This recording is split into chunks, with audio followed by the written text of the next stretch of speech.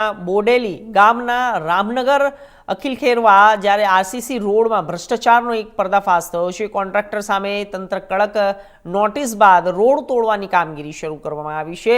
છોટાઉદેપુર જિલ્લાના બોડેલીના રામનગર આલી ખેરવા સહિતની 7 સોસાયટીઓને જોડતો આરસીસી રસ્તો થોડા જ સમય પહેલા તૈયાર કરાયો હતો, પરંતુ રોડની કામગીરીમાં કોન્ટ્રાક્ટરો દ્વારા મોટા પાયે ભ્રષ્ટાચારની શંકા સ્થાનિય લોકોએ વ્યક્ત કરી હતી।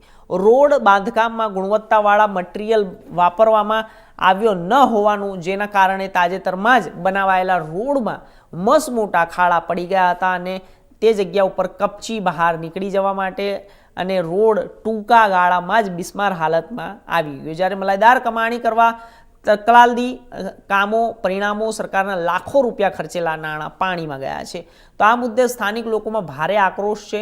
લોકોના અવાજ બાદ તંત્ર સજગ બન્યું છે। સંખેડા પંચાયત માર્ગ અને મકાન વિભાગે સમગ્ર મામલાની ગંભીર નોંધ લીધી છે। તપાસ બાદ કોન્ટ્રાક્ટર સામે કડક કાર્યવાહી કરવાની પણ માંગ ધરાઈ છે।